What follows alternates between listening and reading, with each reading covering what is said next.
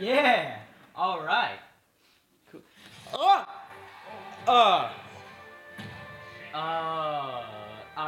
Research. I'm doing research. I'm playing the game so I can review it. On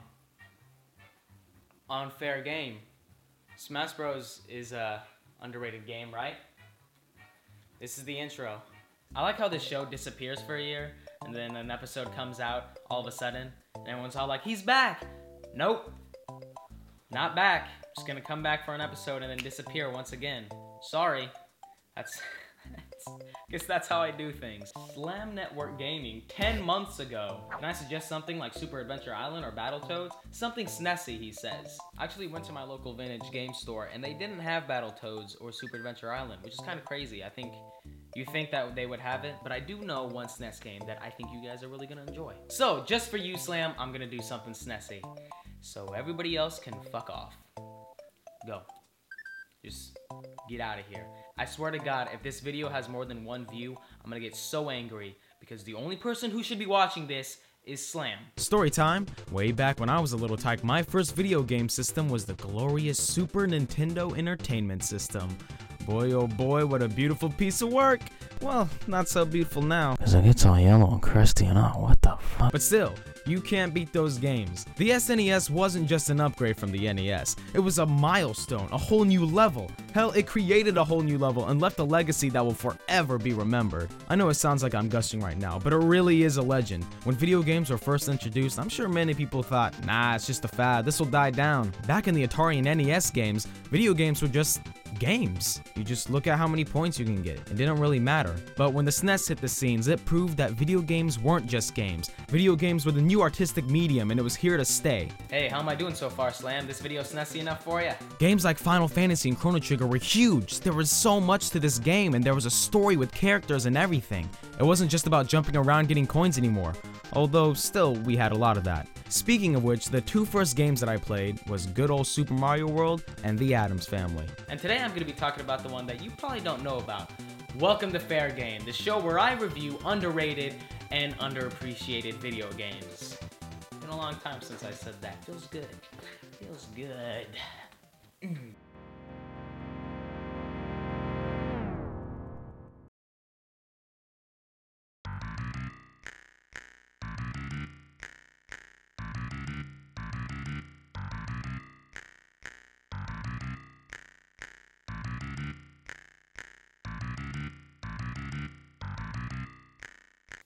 He's asking me to go in there. Okay. All right. As I said before, not many people know this game existed. There are actually a lot of Super Nintendo games nobody knew about. All of them were overshadowed by the greats like all of these. But today I'm going to talk about this one, because it's a really well-made game, and it's one of the funnest games I've ever played. So, let's get down to it. We play as Gomez, and we gotta save our family in this huge mansion. There really isn't much of a story, but there's all different sorts of levels, enemies, and secrets, so there's plenty of content, and it'll take a while to beat.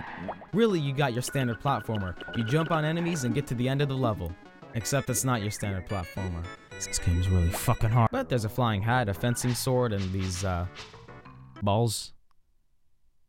Yeah, got some balls right there.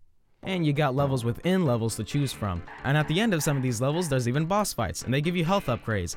And trust me, you need these health upgrades. You better save them up and cherish them with all your heart. Now that's all well and good, but what makes this game different from your average platformer? Well, for one thing, like I said, this game isn't easy. It's actually very challenging, and by very challenging, I mean fucking hard. And it doesn't help that the controls are crazy. Gomez doesn't like to cooperate. He's slippery. Look at this, it's like he's got bananas in his shoes. Like I'm just trying to get this jump here and fuck. There's not even like a run button, so you instinctively try to be like Mario and hit the run button jump at the same time to get long distances, but nope. That's not in here. This room is ridiculous. Your jumps have to be on point, and you just fuck. You see that? It's ridiculous. Even something as simple as jumping on an enemy, like right here. All right, we're gonna get this guy and bullshit. Bullshit. You fucking see that? The controls definitely take time to get used to. It's not so bad that it's unplayable. You just sort of gotta adjust and adapt to it. But other than loose controls, the gameplay is pretty good. While some of the challenges dealing with the control, a lot of it is just the platforming. All these bad guys and jumps just seem impossible. Like I said, the game's difficult. but not so difficult that it's unplayable. You just gotta play through the challenge. But when you do get through the challenge, it feels good, especially when you kill an enemy. That sound just makes it all the more better. Instead of a, you get more of a, like a fart sound. That's awesome. You think you got me? You think you're hot stuff? Boom! I'ma fart on your ass. Ain't none of y'all niggas fuck with none of these niggas. These triggers, these killers sitting on the porch in between legs. Speaking of sounds, that's another way this game is very different. It presents itself very well through sound, music, and art style. Everything's very gothic and gloomy, and while all the levels are different and unique, they all share that same dark tone. The music is pretty chilling.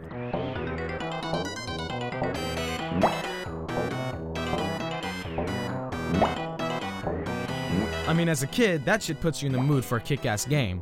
Well, not really a kick-ass game, but a game that kicks your ass. Now, I only know a little bit about the Addams family, but I do know that it's dark comedy, and it makes you feel a little uncomfortable. Now, boys and girls, what do you think that feels like?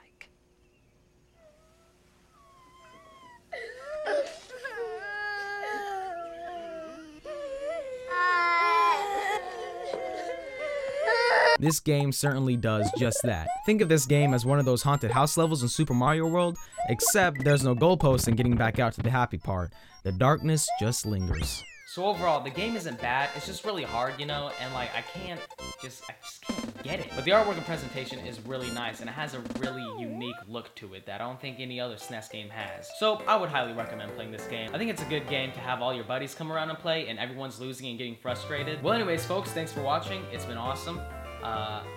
Hopefully I'll get more content out, but I'm not gonna promise anything though, because, you know, so